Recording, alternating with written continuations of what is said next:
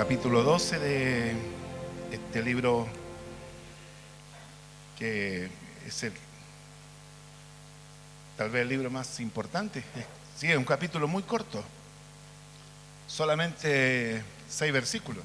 Mientras meditaba en esto y sacaba algunas conclusiones, pensaba en el día. Este habla de un día especial, este capítulo. Nuestras vidas están siempre marcadas por etapas, ¿cierto? Cuando usted entró al colegio, cuando egresó del colegio, cuando entró a trabajar, cuando dejó ese trabajo, se cambió de trabajo, o cuando se cambió de barrio, ¿cierto? Etapas, cuando se casó el hijo, cuando nacimos, ¿cierto? También ahí en la fecha del cumpleaños. Es una fecha sensible, a veces pensamos que no me interesa, no estoy ni ahí, pero igual uno dice, uy, nadie me saludó. Por ejemplo, este libro del profeta Isaías fue escrito 600 años antes del nacimiento del Señor. Entonces, también es una etapa. Estamos siempre nosotros sujetos a cambios, para bien o para mal, y eso también es una realidad. Sin embargo, en el Señor, y esto tenemos que tomarlo siempre así, en el Señor todo cambio será para bien, aunque en lo inmediato, aunque en el corto y mediano plazo no lo entendamos y nos dolemos con eso, y también no comprendemos. Pero sin embargo, en la eternidad de Dios siempre todo cambio será para bien. ¿Y por qué? Porque nosotros tenemos nuestras vidas escondidas en Cristo. En esto de las fechas también, yo no sé si usted recuerda el día en que usted pisó por primera vez la iglesia. La primera vez que usted entró aquí. ¿Cómo se sintió? ¿Qué vio? ¿Le dieron ganas de salir arrancando o le dieron ganas de quedarse? Claro, porque es una experiencia nueva. Y cuando uno no viene del evangelio, ¿cierto? Sino uno no es evangélico, todavía es más fuerte el cambio, la experiencia. Yo siempre recuerdo la primera vez que pisé una iglesia evangélica formal, que era una iglesia que quedaba ahí en la avenida Irarrázaval, se llamaba el Centro Protestante. Y pastoreaba ahí un pastor muy famoso, y todavía él vive, se llama Samuel Jensen. Pero antes había ido a otra iglesia que era como un local que estaba plantando ella, esta iglesia de Irarrázaval, ahí en Cerrillos. Y ahí me llamó la atención porque yo nunca había entrado a un ambiente así. Y el pastor cantaba y su esposa también cantaba, y ella tocaba el acordeón. Entonces, en los cultos, generalmente ellos cantaban 1 o 2 himnos, y lo hacían muy bien. Y se veían personas muy educadas, muy decentes. No era lo que yo tenía como imagen del mundo evangélico. Para mí el mundo evangélico era de un estrato social muy inferior, todo muy rudimentario. Pero también me di cuenta que había personas educadas, personas muy, podríamos decirle, preparadas. Pero bien, hemos pasado ya la experiencia de entrar, ¿cierto? Pero ¿recuerda usted la fecha de su conversión al Señor? ¿Qué día, qué fecha exacta usted entregó su vida a Cristo? Tal vez algunos lo marcan, la recuerdan, ¿cierto? Porque hay un antes y un después a partir de ese día. ¿Recuerda usted qué pasó ese día cuando usted recibió a Cristo? ¿Cómo fue su experiencia? ¿Dónde estaba? ¿Qué persona usó el Señor para encaminarle en este parto espiritual? Porque en realidad es un parto, ¿cierto? Es un nuevo nacimiento. Estamos naciendo de nuevo, así dice la Biblia, que nosotros estamos experimentando la experiencia de nacer para el Señor. ¿Recuerda usted el primer texto bíblico que memorizó algún texto que a usted le llegó y dijo, oh, y le quedó ahí como martillándole en su mente y que usted lo pudo memorizar. Yo siempre recuerdo, el primer texto que yo memoricé siendo niño era: porque os ha nacido hoy en la ciudad de David un Salvador, que es Cristo el Señor. Está en Lucas, no recuerdo exactamente la cita, pero es que la persona que lo enseñó, yo estaba en una clase infantil, no había experimentado yo la conversión, pero íbamos ahí, porque los vecinos eran bien insistentes, nos invitaban y nos pasaban a buscar. Bueno, el asunto es que la clase de ese día se trató del nacimiento del Señor. Quizás otra experiencia tan fuerte en nuestra vida es cuando usted se bautizó, cuando usted entendió que tenía que bautizarse, porque la conversión es primero y luego bautizarse, como una demostración de la conversión, ¿cierto? Por lo tanto, el bautismo que a mí me hicieron cuando era pequeño, yo no tuve ninguna conciencia, pero ahora yo voluntariamente, ¿cierto?, tomo la decisión de descender a las aguas. ¿Recuerda usted ese día? ¿Dónde fue? ¿Qué ambiente había? ¿Qué iglesia era la que usted le acompañó en esa oportunidad? ¿Cómo fue el servicio? ¿Cómo estuvo el día? ¿Qué cosas pasaron durante ese día? Hermanos, son cosas que no se olvidan porque nos marcan. Y yo creo, hermanos, que eso es bien importante. Yo me bauticé en un río, en el río Petorca, imagínense. En el río Petorca fuimos a un retiro allá con unos jóvenes y el pastor nos habló del bautismo, y aquí hay agua que impide que sea bautizado, así que yo tomé la decisión y fui bautizado ahí en ese río Petorca. ¿Recuerda usted cuando fue dueño de su primera Biblia? Cuando usted dijo: esta es mi Biblia, por fin tengo mi Biblia propia, mi Biblia personal. Oh, hermano, eso también es una experiencia que uno no la olvida. Yo recibí una Biblia de regalo y esa Biblia la recibí con mucha gratitud, porque quien me la regaló fue un amigo que habíamos sido compañeros de curso en el colegio, y ahora él me estaba hablando de los caminos del Señor y me obsequió esa primera Biblia. Pero cuando compré mi primera Biblia de estudio, ahí le puse fecha. Le puse fecha, y el copastor de la iglesia, que era también el tesorero donde estábamos caminando, él me la consiguió, la compró en Santiago, parece, y yo se la fui abonando de a poquito, y creo que la terminé de pagar. Hermano, experiencias como esa son las que de alguna manera nos han marcado. ¿Recuerda usted una predicación o un sermón o una enseñanza que a usted le hizo clic? Como que se le reveló, como que usted entendió, como que usted sabía que tenía que entregar su vida a Jesucristo. Algo ocurre, ¿cierto?, en esa etapa oscura de nuestra vida, y cuando alguien como que enciende una lámpara, y en esa conversación o en esa predicación, en esa enseñanza, como que se nos abre la mente y entendemos. ¡Wow! Y eso es tremendo, ¿cierto? Ese sermón.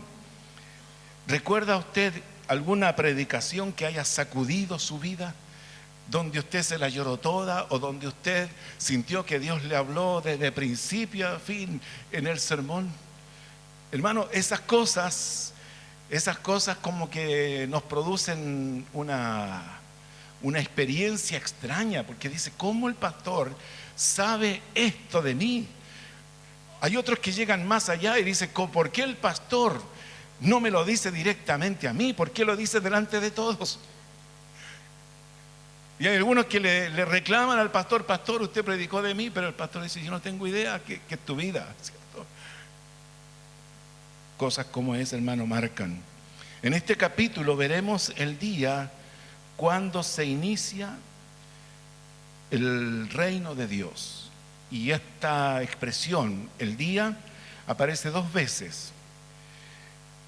Y habla del día en que yo diré y habla del día en que nosotros diremos. Aquí veremos las implicaciones personales y las implicaciones colectivas de un día especial. Esto se asocia directamente a nuestra experiencia del encuentro personal con el Señor. ¿Cómo fue su experiencia y cómo ha sido hasta ahora? Conocer a Cristo debe ser el hecho más significativo de nuestra vida. Hermanos, y es la verdad, usted no podrá tomar una decisión más importante en toda su vida que recibir a Cristo como Señor y Salvador personal.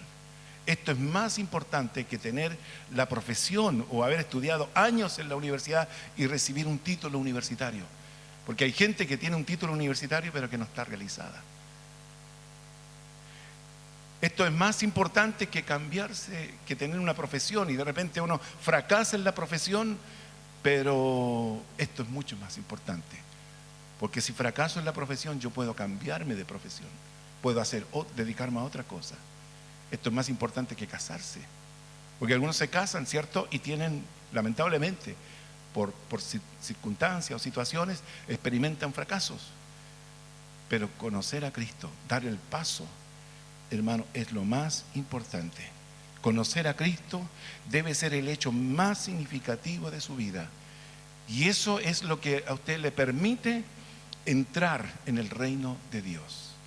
Es decir, tener a Jesucristo como su Rey y seguir las instrucciones de este Rey para que usted tenga una mejor o una excelente calidad de vida. El Señor dice en su palabra: yo he venido para que tengan vida y la tengan en abundancia. Pero la vida abundante uno la experimenta cuando da el paso de entregar su vida a Jesucristo. ¿Cómo es tan radical, digo, como pasar de muerte a vida? Como haber sido enemigos de Dios y ahora ser amigos de Él. Eso es la realidad. Yo antes era enemigo de Dios, pero yo no sabía que era enemigo de Dios. Pero sin embargo ahora soy amigo. Él es mi amigo. Tengo a Dios como mi amigo, mi confidente, ¿cierto? Mi consejero, mi Padre. Tan importante como haber estado antes tan lejano a Dios y de un momento para otro cambió esa realidad y ahora estoy cercano al Señor. Tan cerca. Dios está aquí tan cerca, tan cierto como el aire que respiro, dice una antigua alabanza. Tan cierto como el aire que respiro, tan cierto como yo le hablo y me puede oír. Y antes, hermano, era algo ajeno, tan lejano, tan distinto. Esto es como haber sido extranjero y ahora ser de su pueblo, tener esa ciudadanía celestial, ser ciudadano de los cielos. Haber sido extranjero, ajeno a todas las promesas, así dice la Biblia, pero que ahora por ese acto, algo que ocurrió en un día especial, Él vino a mi vida en un día especial. Dice también esa alabanza: Él vino a mi vida en un día especial. Algo ocurrió. Algo pasó en nuestra conciencia, algo ocurrió en nuestras emociones, algo ocurrió, hermanos, en nuestras prioridades, algo ocurrió en nuestra culpabilidad, algo ocurrió en nuestra conciencia de la realidad, como que de repente alguien hubiese encendido la luz y yo vi todas las cosas por su verdadero color. Esto es tan cierto como o tan real como estar bajo maldición y ahora estar bajo bendición de Dios. Hay una tremenda diferencia en estar bajo maldición por nuestros delitos y pecados y ahora ser parte, ¿cierto?, de los bendecidos por Dios. Mas vosotros sois, cierto, linaje escogido, real sacerdocio, nación santa, pueblo adquirido por Dios. Y eso es una realidad. Antes estábamos bajo maldición, ahora estamos en la bendición de Dios. Como ser perfectos extraños para el Señor y ahora pertenecer a su familia. Antes éramos así de lejanos, perfectos extraños, gentiles. Pero de repente, por su gracia y misericordia, Dios nos incorpora en su familia y somos, ¿cierto?, su pueblo, somos sus hijos y Él es el Padre. Y cuando oramos podemos decir Padre nuestro, ¿cierto? O podemos decir también Abba Padre, Papito. Todo esto ocurrió un día. Dice Isaías 12:1, dice, en aquel día, habla de un momento, ¿cierto? De una fecha. Y todo eso, lo que yo les comparto en esta introducción, tiene que ver con ese día. Y parece que aquí el profeta Isaías se mete dentro de lo que debe ser la experiencia de nuestra conversión. Amén, de que su profecía está siendo, ¿cierto?, entregada para toda una nación que había estado bajo disciplina de Dios, pero que sin embargo en el capítulo anterior vimos, ¿cierto?, toda la bendición, las ventajas, ¿cierto?, que traería el Mesías para el pueblo escogido de Dios. Pero aquí vemos ahora los efectos directos. ¿Qué ocurrió? En aquel día yo decido alabarle. En aquel día dirás, cantaré a ti, oh Jehová. En ese día yo te cantaré. Antes te cantaban. Yo recuerdo cuando era muy niño, muy pequeño, había un culto en la otra calle. Yo vivía en la calle Valparaíso, en la población Buceta, y en la calle San Andrés, en la plaza de Buceta, había una iglesia evangélica. Y nosotros íbamos a mirar, a curiosear. Después se nos instaló en la calle San Juan, ahí en Los Rasuris, una iglesia también. Y nosotros solamente escuchábamos a veces cuando venían los cultos, pero nunca fui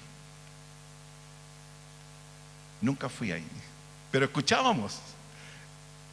Pero ahora yo canto, ahora yo decido cantarle. Ese día yo abro mi boca con una alabanza para Dios. Mi canto ahora es desde mi corazón para Él. Hermanos, eso es. Sabe que la música es una facultad del espíritu. La música es lo que uno se expresa por medio del sonido. Las 7 notas musicales combinadas armoniosamente y acompañadas de un sentimiento de letra, ahora tiene un sentido profundo. Tiene un sentido, hermano, de celebración. Tiene un sentido de gratitud. Tiene un sentido de una dedicación especial para Él. Pero hermanos, ahora que yo estoy en el Señor, yo tengo una canción nueva y una canción que fluye de mi espíritu. Hermanos, y yo doy gracias a aquellos que componen música, aquellos que hacen música, aquellos que nos llevan, como nuestros músicos, nos llevan a la presencia del Señor, porque de alguna manera eso facilita la necesidad que se generó en mi espíritu de cantarle al Señor. Yo no lo sabría hacer si no fuese por ellos. Yo lo único que sé tocar es el timbre y con suerte. Pero hermanos, si no fuese por ellos, ¿cómo lo haríamos?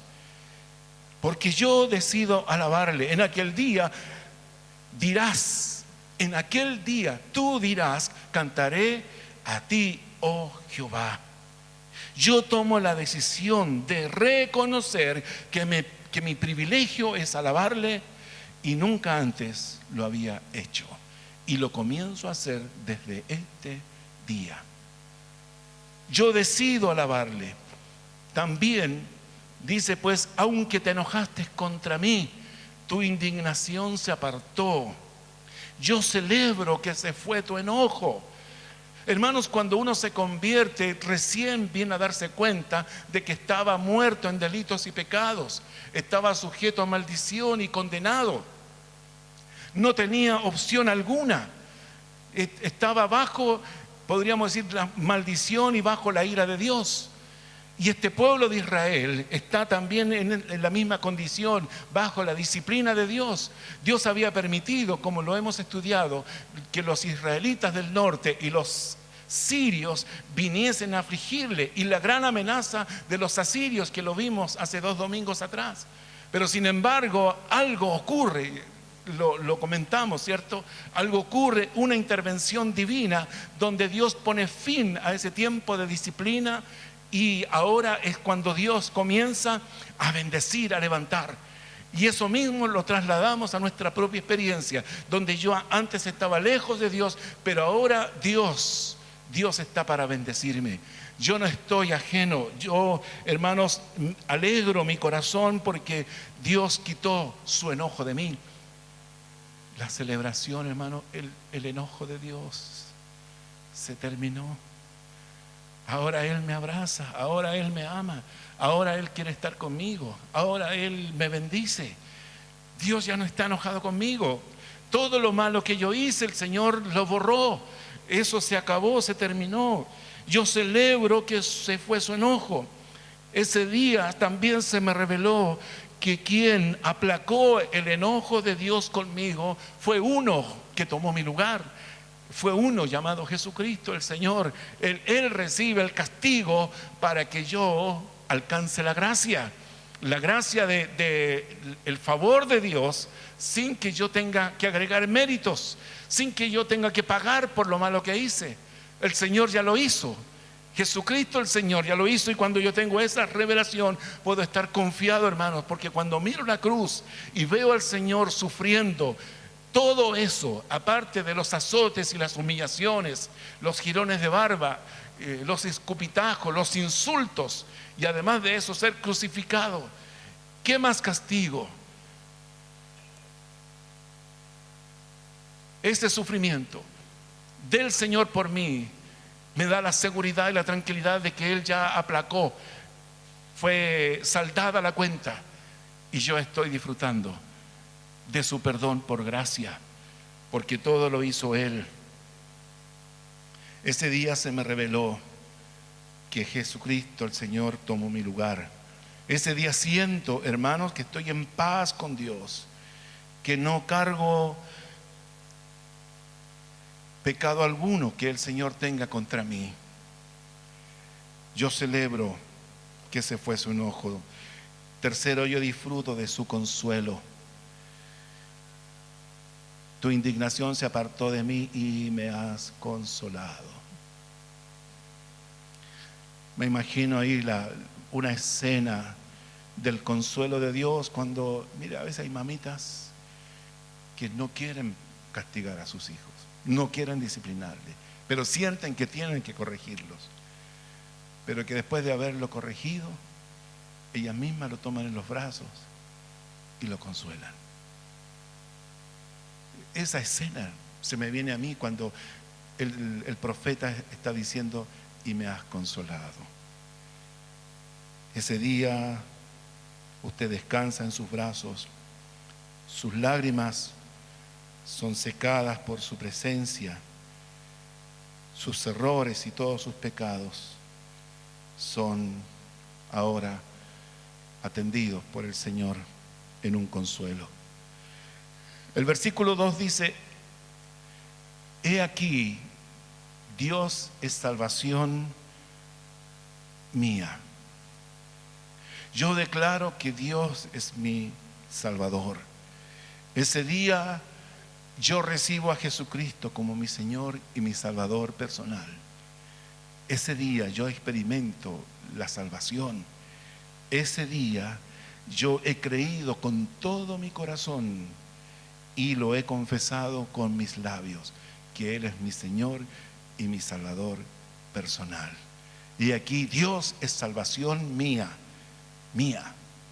es mi experiencia, es mi vivencia, es lo que yo estoy experimentando. Por lo tanto dice: me aseguraré. A Él le doy toda mi confianza. Yo le doy toda mi confianza. Ese día le he entregado mi vida entera al Señor, y ese día he sacado de mi vida todos mis temores. Me aseguraré y no temeré. También yo descanso en su fuerza, porque mi fortaleza, ese día mi vida está asegurada, garantizada. Mi destino y mi futuro ya no corre peligro. Ya sé que cuando yo parta del escenario de esta tierra, sé cuál será el lugar a donde yo voy a ir. Ya no tengo temor de mirarlo a Él cara a cara. Como dice el himno, cara a cara espero verle. Porque, hermano, Él me ha revestido de esa dignidad. Ese día yo le entregué mi vida al Señor. Ese día he sacado de mi vida todos mis temores y yo descanso en su fuerza. Dice, porque mi fortaleza, ese día mi vida, como digo, está asegurada. El Señor me reviste de una fortaleza especial para enfrentar todo peligro. Nada puede robarle a usted la paz. Nada, ninguna amenaza, por muy terrible que sea o que se vea, para Dios no hay nada imposible. Él es su fortaleza.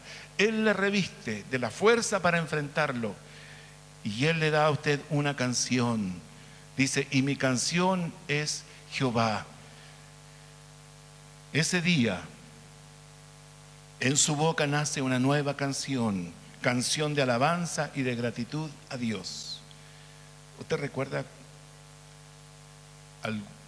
alguna canción que tuvo como favorita en su conversión? Sí.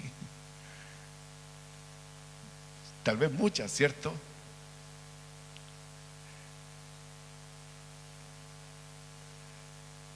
Y una vez un hermano del Instituto Bíblico en una clase dijo, mira, esta canción la cantamos en la iglesia y cuando la cantamos todos terminan llorando. Así que, de alguna manera, hermano, hay alabanzas que son de una inspiración, yo diría, celestial. Porque usted cuando las escucha y cuando usted se pliega a ese concierto, a ese coro, parece que hay una atmósfera espiritual tan fuerte, tan potente, tan contagiosa, que usted no puede permanecer indiferente. Y eso se logra cuando lo hacen los redimidos, los hijos de Dios. En ese día todos mis sentimientos más nobles los dedico en un himno para Dios, en un canto para Dios. Versículo 3 dice, sacaréis con gozo aguas de las fuentes de la salvación. Ese día he saciado mi sed espiritual. Tanto tiempo busqué, pero al fin te encontré. Sí. ¿Se recuerda, hermano, usted el diálogo del Señor con la samaritana?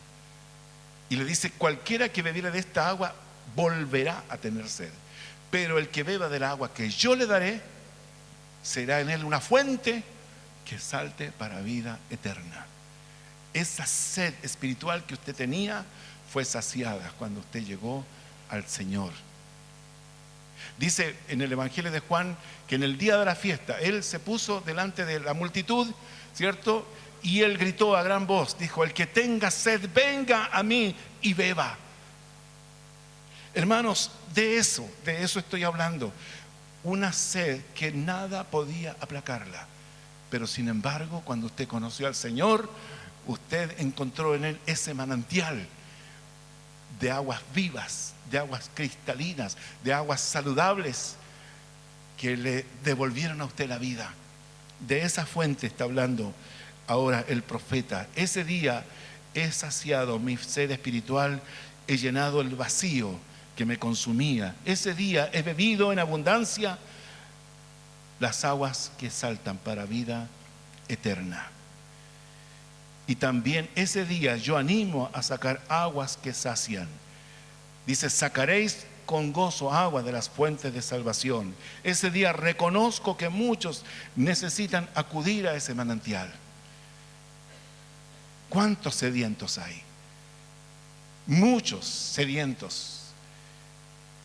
Mi alma tiene sed del Dios vivo. Nada puede reemplazar esa agua. Ese día me di cuenta que siempre esa agua estuvo cerca de mí. ¿Se recuerda la peregrinación del pueblo de Israel por el desierto? Y dice que brotaron aguas de la peña. Y en el Nuevo Testamento dice que la roca que les seguía era Cristo. El agua siempre estuvo cerca de ellos. Y donde ellos se quedaban, ahí brotaba el manantial. Por lo tanto, yo también exhorto, animo, invito a disfrutar de la fuente de la salvación. Ese día extiendo la invitación a probar de estas aguas y garantizo plenamente su eficacia. Qué hermoso, hermanos. Si hay algo que realmente conmueve o despierta la sed o el apetito de experimentar, es cuando uno habla de su propia experiencia. No habla desde la posición de religión, sino que habla de la persona que ha experimentado. Aleluya. Eso es lo que respecta a lo personal. También dice, y diréis, ahora ya no dice yo diré, ¿cierto? O tú dirás, sino que y diréis, ahora habla al pueblo. Y diréis en aquel día, cantad a Jehová. Muchos dirán, cantemos a Dios. Estoy en el versículo 4. Ese día muchas voces se unirán en un solo canto y a una sola voz para alabar al Señor. Cantad a Jehová, aclamad su nombre. Ese día muchos invocarán un solo nombre, el nombre de un solo mediador entre Dios y los hombres. Jesucristo es su nombre. No hay otro nombre bajo el cielo dado a los hombres en quien podamos ser salvos. Todo lo que pidiereis al Padre en mi nombre, yo lo haré. Hay poder en el nombre de Cristo. Hay poder en el nombre que es sobre todo nombre. Ese día se revelará el poder que hay en el nombre de Jesucristo el Señor. Y también ese día muchos le darán a conocer. Dice, haced célebres en los pueblos sus obras. Recordad que su nombre es engrandecido. Ese día muchos testificarán lo maravilloso que es conocer a Cristo. Ese día miles querrán contagiar a otros con su experiencia. Qué hermoso. Ese día muchos proclamarán su grandeza. Dice, su nombre es engrandecido. Ese día será exaltada la grandeza de nuestro Dios, su grandeza. No hay un Dios más grande que Él, ni lo habrá jamás. Nunca, nunca, hermanos, habrá un Dios más grande que nuestro Dios.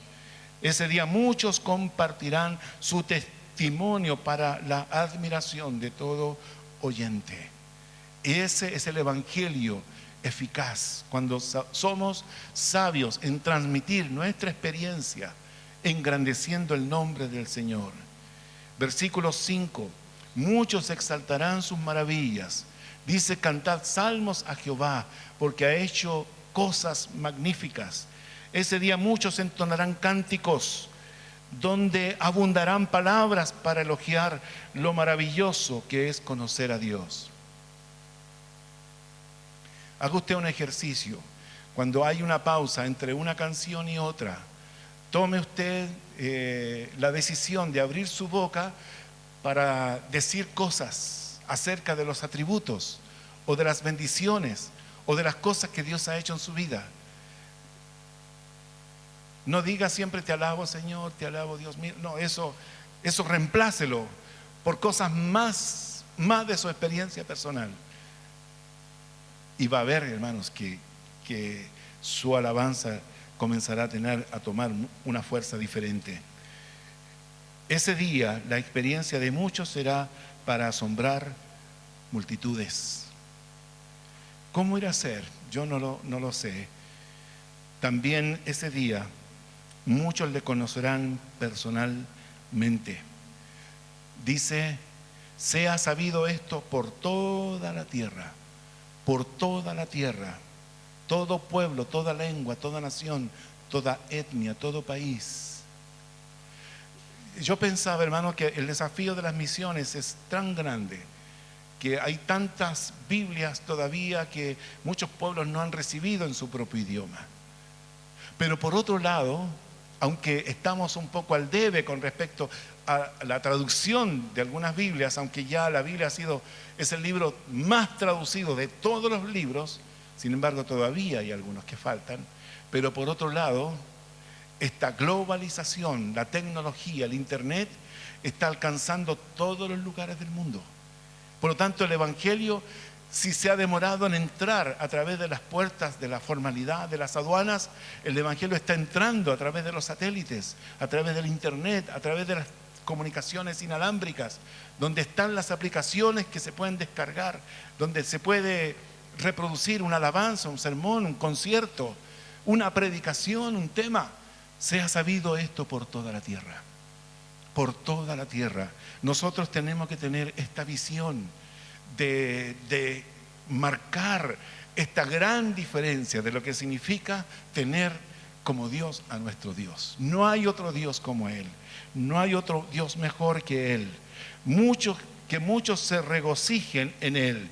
En aquel día celebrarán jubilosamente al Señor. Dice, regocíjate y canta. Muchos tendrán tanta gratitud que los festejos se escucharán en muchas partes. La exhortación del profeta dice, regocíjate. Más que el gozo, es un regozo.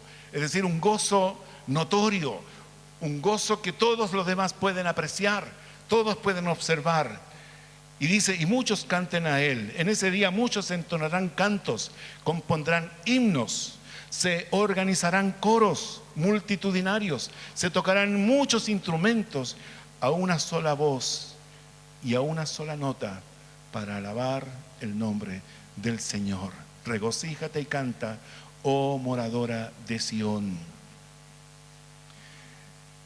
También cuando habla de moradora de Sión, muchos se establecerán en Sión, muchos harán de su casa, de la casa de Dios, su propia casa. Muchos adquirirán la costumbre de visitar Sión, el lugar de la morada de Dios, como especial privilegio, y establecerán allí su domicilio para así estar siempre con el Señor. Porque de Sión se dice que es lugar de la habitación de Dios. Más que el lugar físico de Jerusalén, es el lugar donde está Dios. Y nosotros debemos ser moradores del lugar donde habita Dios. Muchos declaren su grandeza, porque grande es. Ese día se reconocerá públicamente la grandeza de Dios, los atributos de Dios, los méritos de Dios, el poder infinito de Dios, su grande amor, también su gran compasión y, por qué no decirlo, hermano, su gran misericordia. Como dice el profeta Jeremías, por la misericordia de Dios no hemos sido consumidos. No hemos sido consumidos. Ese día muchos le entronen en su corazón. Él está en medio de ti. Dios estará en medio de su pueblo siempre. Yo estoy con vosotros todos los días hasta el fin del mundo. ¿Para qué? Para que Dios sea también el centro de su vida. El centro de su vida. Él será quien ocupe el primer lugar. Y amarás al Señor tu Dios con todo tu corazón, con toda tu alma, con toda tu mente, con todas tus fuerzas. Ese día Dios se te revelará aún más como su Padre. Cubrirá con su presencia cada necesidad de sus hijos. Y finalmente muchos le conozcan como el Santo de Israel. Porque grande es en medio de ti el Santo de Israel. En aquel día muchos reconocerán al Señor como el Santo de Israel. Su especial atributo será siempre su santidad. Siempre. Dios es santo. Nada oscuro hay en Él. Nada malo procede de Él. Nada que nos inquiete o nos dé temor viene de su trono, porque Él es el Santo de Israel. Como conclusión, hermano, ¿usted recuerda algún día especial de su relación con Dios? ¿Recuerda algún día especial en que Dios cambió su vida? ¿En que Dios le perdonó? ¿En que Dios se le reveló? ¿En que usted recibió un manto de amor? Yo no sé cómo expresarlo, definirlo, pero es como si el amor de Dios viniera sobre usted y le envolviera y usted quedara pero con su corazón. Si usted ha experimentado eso, yo le pregunto ahora, ¿usted celebra eso? Debemos celebrarlo, ¿cierto? Marquemos, hermanos, las etapas importantes de nuestra vida. Aquel día tiene que ser una realidad en nosotros, personalmente, individualmente, pero también debe ser una experiencia colectiva. Nosotros como su cuerpo, como su pueblo, como su familia. Pongámonos de pie un momento. Te damos gracias, Señor, por las etapas que han marcado nuestra vida. Tal vez hay fechas dolorosas y tristes. Tal vez hay momentos, Señor, que han marcado nuestra vida con dolor.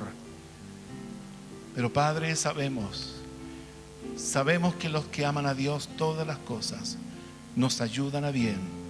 Y aunque no lo entendemos, y aunque luchamos, Señor, con toda esa pérdida o tal vez con todo ese dolor, sí sabemos, Señor, que en tus manos está el control de lo que nos ocurre.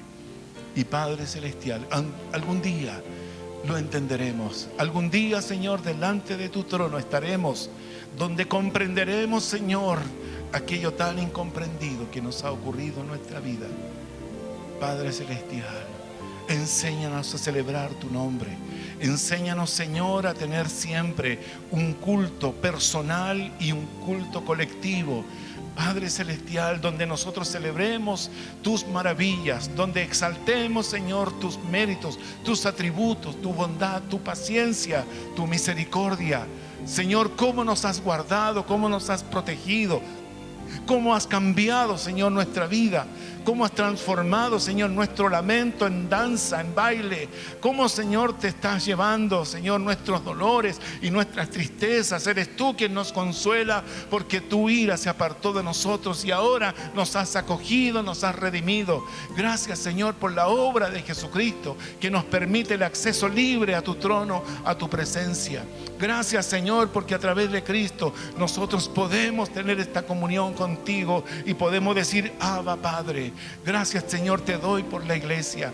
Dios mío, edúcanos en esto, en que dispongamos nuestro espíritu y nuestra voluntad para celebrar tu nombre, para exaltar tu nombre, para hacer de cada servicio una celebración, Señor, un festejo, donde tú seas, Señor, aleluya, la persona más importante de este lugar, donde tú seas, Señor, adorado en espíritu y verdad, donde tú seas, Señor, entronado, donde tú ocupes tu lugar, Señor, en nuestros corazones, en nuestra iglesia.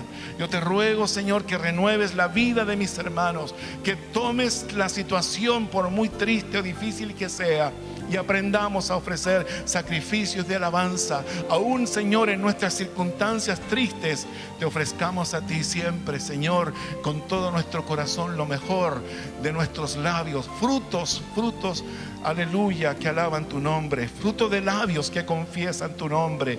Esa debe ser nuestra alabanza, Señor, aleluya, porque cuando te alabamos, Padre, comienzan a ocurrir cosas extraordinarias en nuestra vida. Cuando te alabamos de corazón, Señor, comienzas tú a ministrar en nuestro dolor, en nuestras situaciones difíciles.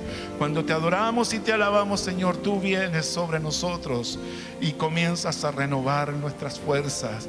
Padre Celestial, cuando te alabamos, tú comienzas a engrandecerte, Señor, en nuestra mente, y comenzamos a entender, Señor, que nuestro problema es pequeño comparado con tu grandeza.